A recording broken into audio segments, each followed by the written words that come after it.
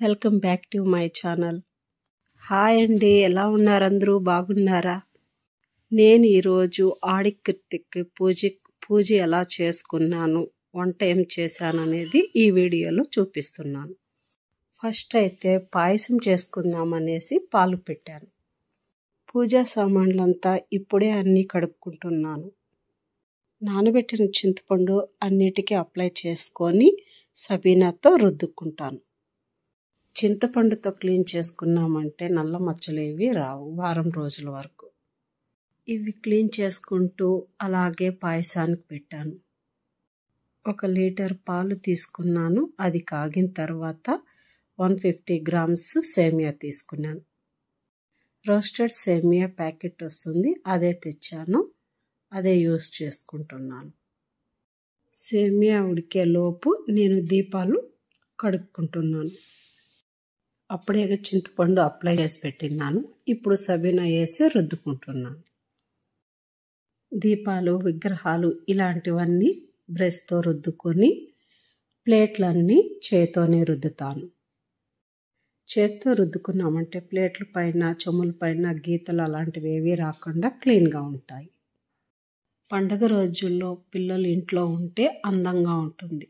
అదే స్కూల్ ఉన్నిందంటే స్కూల్కి వెళ్ళిపోతారు, అయినా అంత బాగుండదు. పిల్లలు ఇంట్లో ఉన్నారంటే 2-3 వంటలు ఇంకా ఎక్కువే చేస్తాం, ఎందుకంటే వాళ్ళు తింటారనే ఆలోచనలో చేసుకుంటాం. దీపాలన్నీ కడిగేసుకున్న తర్వాత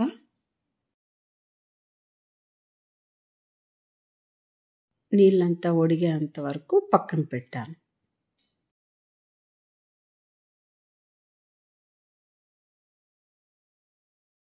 సేమియా ఉడికిన తర్వాత 1.5 కప్పు చక్కెర వేసుకున్నాను.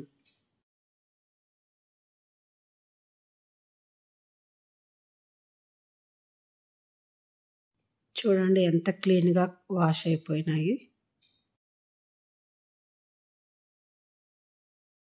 చక్కెర సేమియా బాగా ఉడికిన తర్వాత చిన్న పెనుమూట పెట్టుకొని నెయ్యి 2 స్పూన్లు వేసి ద్రాక్ష గోడంబి లైట్ బ్రౌన్ వచ్చేంత వరకు వేయించుకున్నాను.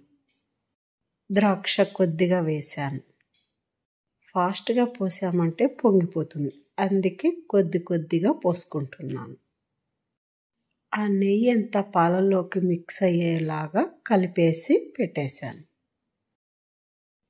ఇంతలో దీపాలన్నిటికీ పసుపు కుంకుమ పెట్టి రెడీ చేశాను.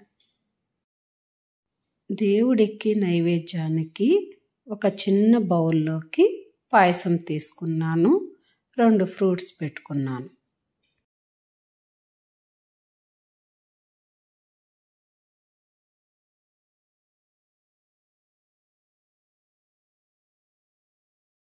పూజ రూమ్ తుడిచి ముగ్గు వేసుకున్న తర్వాత దీపాలన్నీ రెడీ చేసి పెట్టేసి పూలు అన్నీ పెట్టి రెడీ చేసుకున్నాను.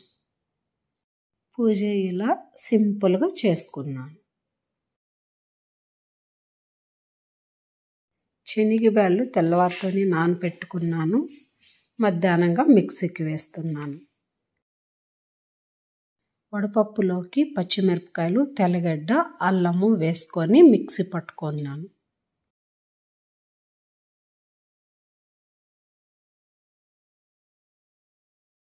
పప్పు అంతా మిక్సీకి వేసుకున్న తర్వాత ఎర్రగడ్డలు, కొత్తిమీర కట్ చేసుకున్నాను. కట్ చేసిన ఎర్రగడ్డలు, కొత్తిమీర పిండిలోకి వేసి కలిపేసి పక్కన పెట్టుకున్నాను.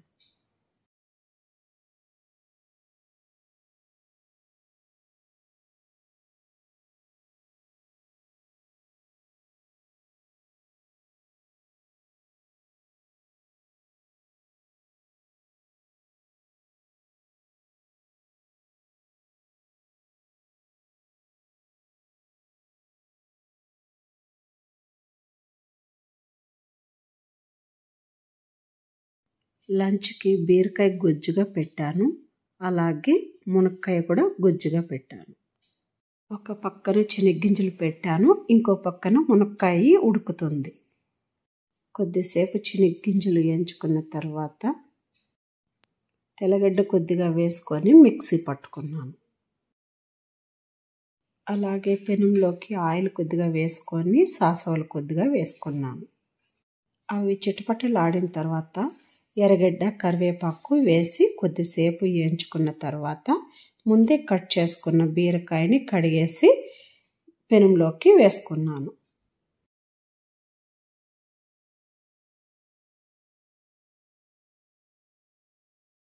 బీరకాయ కొద్దిసేపు వేగిన తర్వాత పసుపు కొంచెము ఉప్పు కొంచెము వేసుకున్నాను. ఉప్పు వేసిన తర్వాత కొద్దిసేపు ప్లేట్ పెట్టి బాగా మగ్గనియ్యాలి. బీరకాయలో ఉండే నీళ్ళంతా బయట వచ్చి బాగా బీరకాయ ఉడుకుతుంది.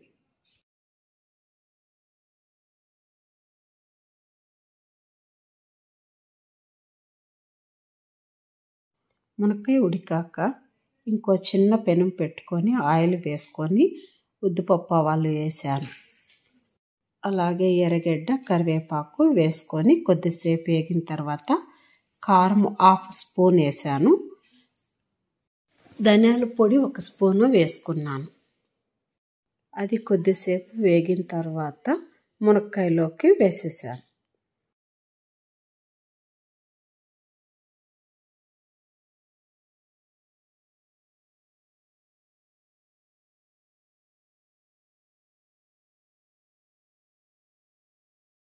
ఇంతలో బీరకాయ వేగిన తర్వాత కారం 1 స్పూను ధనియాల పొడి 1 స్పూను వేసుకున్నాను.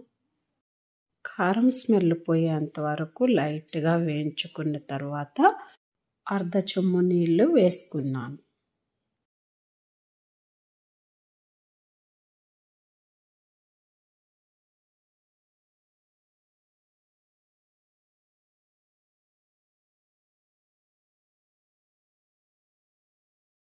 మునక్కాయ ఇప్పుడు నీళ్ళగా ఉంది కదా, అందుకోసమని కొద్దిగా శనగగింజల పొడి వేసుకుంటున్నాను. కొద్దిసేపు ఉడికిన తర్వాత చిక్కగా అయిపోతుంది. అలాగే బీరకాయ కూడా ఉడికింది కదా, అందులోకి 2.5 స్పూను శనగగింజల పొడి వేసాను.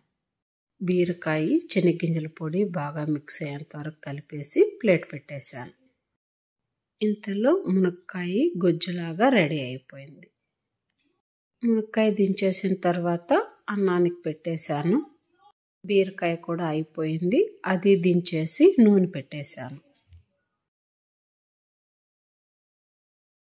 ముందుగానే వడపిండి అంతా రెడీ చేసి పెట్టుకున్నాం కదా, వడలు తట్టుకునేందుకు ఒక చిన్న పేపర్ కవర్ తీసుకున్నాను.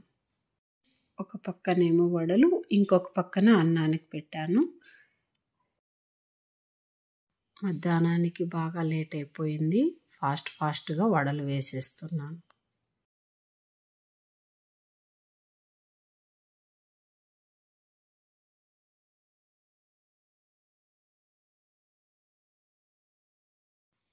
ఇంతలో వడలన్నీ రెడీ అయినాయి, అన్నం కూడా అయిపోవచ్చింది. ఆడి కృత్తిక రోజు ఇలా నా పనులు చేసుకున్నాను. ఇంతే అండి ఈ వీడియో. నెక్స్ట్ వీడియోలో కలుద్దాం. Thank you. Like, share and subscribe.